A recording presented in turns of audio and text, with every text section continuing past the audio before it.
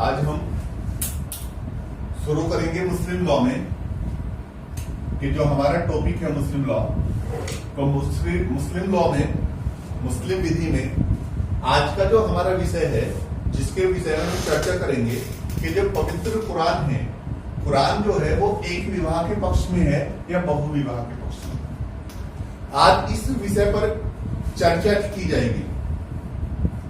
Generally ये विषय बड़ा विवाद का विषय है, जिस पर आए दिन भ्रम की स्थिति बनी हुई है और हमेशा चर्चा में रहने वाला विषय है।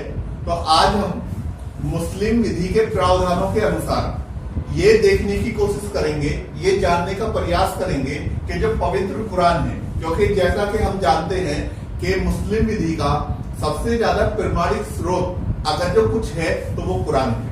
जो प्राथमिक स्रोत यानी कि जो सब जितने भी सोर्सेज हैं सभी पर जो अपनी प्रायोरिटी रखता है तो वो कुरान है। तो आज ये देखने की कोशिश करेंगे कि कुरान जो है क्या वो एक विवाह के पक्ष में है या बहु विवाह के पक्ष में। अगर जो कुरान एक विवाह के पक्ष में है तो कैसे है, अगर जो कुरान बहु विवाह के पक्ष में है तो कैसे है, अगर जो कुरान बहु विवाह के पक्ष में नहीं है तो वो कैसे नहीं। तो सबसे पहले हमें इस बात को जानने से पहले कि कुरान जो है एक विवाह के पक्ष में है या बहु विवाह के पक्ष में है, तो सबसे पहले हमें जानना पड़ेगा कि अरब कंट्री की, अरब देश की जो है स्थिति को हमें जानना पड़ेगा कि मोहम्मद साहब से पूर्व अरब की स्थिति क्या थी, अरब के अंदर विवाहों के बारे में क्या चीजें थी, किस तरह का विवाहों का प्रचलन था। अगर जो हम इस्लाम के पूर्व से यानी कि मोहम्मद साहब से पहले की बात करें तो अरब समाज के अंदर जो था महिलाओं की स्थिति अत्यंत दयनीय थी, अत्यंत शोचनीय थी। महिलाओं का प्राय आए दिन शोषण हुआ करता था और उस टाइम पर जो है औरत को अगर जो समझा जाता था वो सिर्फ और सिर्फ इंजॉयमेंट ऑफ सेक्स, भोग विलास की वस्तु माना जाता था और साथ ही साथ संतानोत्पत्ति का साधन माना जाता था। और उस टाइम विवाह के बारे में भी अनिश्चितता थी कि एक व्यक्ति एक टाइम में चाहे कितनी भी शादियां कर सकता था, एक व्यक्ति एक टाइम में चाहे कितनी भी शादियां कर सकता था। जैसा कि हम जानते हैं कि मुस्लिम विधि में विवाह का एक आवश्यक तत्व मेहर है और उस टाइम पर जो था मेहर की जो राशि दी जाती थी वो मेहर की राशि यानी कि जिस लड़की का विवाह हो रहा है उसे न देकर बल्कि उसके भाई को, उसके पिता को या उसके किसी संरक्षक को दी जाती थी। ये कंडीशन थी अरब के अंदर। अरब समाज जो था, अरब समाज के अंदर पुरुषों को ज्यादा प्रधानता दी जाती थी, पुरुष प्रधान समाज था। जैसा कि हम आए दिन देखते हैं और हमने देखा और सुना और पढ़ा कि अरब के अंदर लड़कियों को जो है जिंदा दफनाने की एक कस्टम्स चली गई थी, जो एक कुरीति थी। औरत को हमेशा अपमान का विषय समझा जाता था और सिर्फ भोग विलास की वस्तु माना जाता था या उनको संतानोत्पत्ति के साधन समझा जाता था। औरत का जो कोई स्टेटस नहीं था, एक व्यक्ति जितना चाहे जितनी औरतों से विवाह कर सकता था और विवाह की संख्या पर भी कोई प्रतिबंध नहीं था। अनगिनत विवाह कर सकता था, 1 से 2 से 4 से 5 से 7 से 8 से, जितने चाहे इतनी औरतों से विवाह कर सकता था एक व्यक्ति एक टाइम।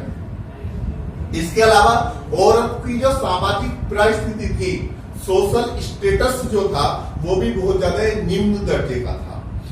औरत को जो है सांपत्तिक अधिकारों से, एक स्त्री को जो है सांपत्तिक अधिकारों से वंचित रखा गया था। लेकिन मैं ये जो कंडीशन बता रहा हूँ, ये जो दशाएं बता रहा हूँ, ये मोहम्मद साहब से पहले की बता रहा हूँ। लेकिन मोहम्मद साहब के बाद मोहम्मद साहब ने कहा कि हमारे महिलाएं जो हैं, अब अभी तक की स्थिति हमने देखी, अभी तक की स्थिति क्या है कि यहाँ पर औरत सिर्फ और सिर्फ इंजॉयमेंट ऑफ सेक्स की वस्तु है, संतानोत्पत्ति का साधन है, उसका शोषण हो रहा है, उसका कुपोषण हो रहा है, उसकी स्थिति जो है अत्यंत दयनीय है। अब तक ये स्थिति थी। लेकिन मोहम्मद साहब के पश्चात, मोहम्मद साहब के बाद मोहम्मद साहब ने कहा कि महिलाएं जो है हमारे समाज की महत्वपूर्ण इकाई है, महिलाएं जो है हमारी सोसाइटी की इंपॉर्टेंट यूनिट हैं, महिलाएं हमारी समाज की क्या है, महत्वपूर्ण इकाई है और उनके प्रति ऐसा व्यवहार उचित नहीं है। जिस तरह का उनके साथ व्यवहार किया जा रहा है,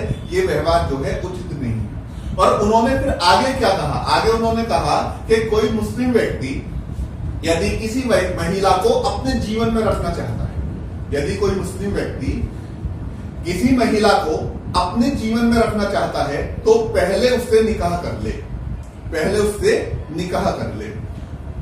मोहम्मद साहब ने यह भी कहा कि कोई मुसलमान जो है व्यक्ति एक समय में 4 शादियां कर सकता है। यानी कि अभी तक क्या था कि अभी तक जो था शादी के नंबरिंग पर कोई प्रतिबंध नहीं था, एक व्यक्ति जितनी चाहे इतनी महिलाओं से शादी कर सकता था। लेकिन मोहम्मद साहब ने क्या कहा कि सबसे पहली बात तो महिलाएं जो है हमारे समाज की महत्वपूर्ण इकाई है, इनके साथ इस तरह का व्यवहार बिल्कुल भी उचित नहीं है।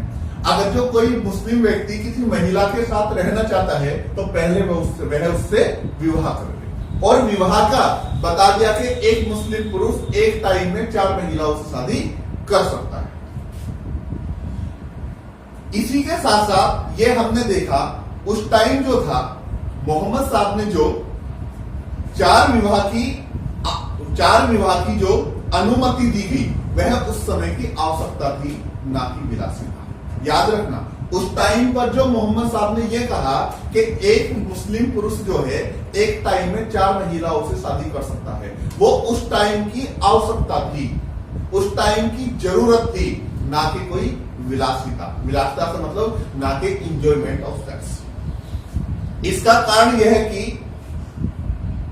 जिहाद होता था, जंग होता था, जो लोग इस्लाम में आस्था नहीं रखते थे या और भी किन्हीं कारणों से जो आपस में क्या था, युद्ध हुआ करता था। और युद्ध में जो था बहुत सी महिलाएं विधवा हो गई थी, बहुत सी महिलाएं क्या हो गई थी, विधवाएं हो गई थी।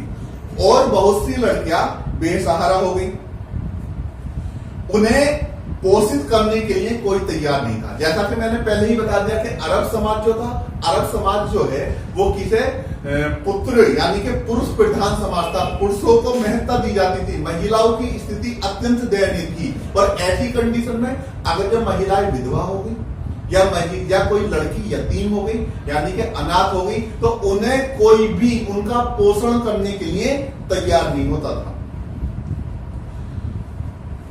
इसलिए लड़कियां और विधवा जो है बेसहारा हो गई थी और इन्हें पोषित करने के लिए, इनका पोषण करने के लिए कोई तैयार नहीं था। इस प्रकार से ये विधवाएं और लड़कियां सुरक्षित नहीं थी, इनका भयंकर शोषण और अपमान होता था। इसी समस्या के समाधान के लिए हजरत मोहम्मद साहब ने कड़ी शर्तों के साथ 4 विवाह की अनुमति दी गई और यह सोचा कि पूर्ण रूप से बेसहारा और अनाथ हुई विधवाओं और लड़कियों को इस प्रकार से कुछ तो सहारा मिल जाएगा, समाज में उन्हें एक सामाजिक परिस्थिति मिल जाएगी, एक नई जिंदगी मिल जाएगी, सम्मान से जीने का सहारा मिल जाएगा। लेकिन इसी के साथ साथ 4 शादियों की जो परमिशन दी गई वो कड़ी शर्तों के साथ परमिशन। और कड़ी शर्तों के साथ परमिशन क्या कही? कहा कि कोई व्यक्ति एक समय में 1 से ज्यादा यानी कि 4 औरतों से विवाह कर सकता है, 1 से 2 से 3 से 4 तक औरतों से जो है एक समय में जो है निकाह कर सकता है।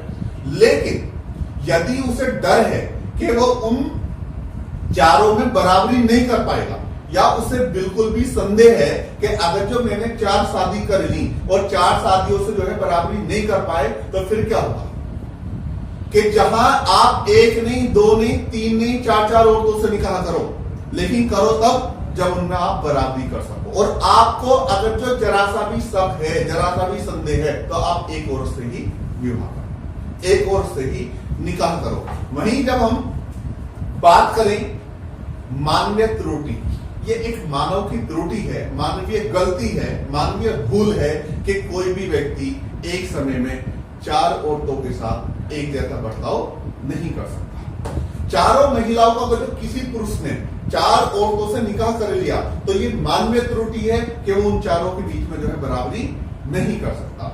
इसलिए कुरान कहता है, कुरान ने कहा कि यदि कोई मुस्लिम पुरुष 1 से अधिक शादियां करता है तो वह किसी एक पत्नी की तरफ इतना ना झुक जाए कि दूसरी अधर में लटक जाए।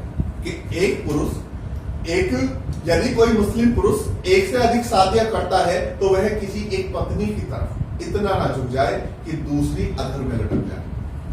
इस प्रकार लास्ट बता रहा हूं मैं, इस प्रकार यह कहा जा सकता है कि पवित्र कुरान एक विवाह के पक्ष में है, बहुविवाह के पक्ष में।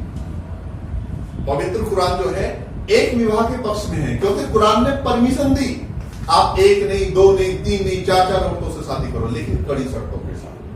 कड़ी शर्तों के साथ कह दिया अगर तुम्हें जरा सा भी शक है, जरा सा भी संदेह है, तो सिर्फ आप एक महिला से शादी करो, आप 4 महिलाओं से।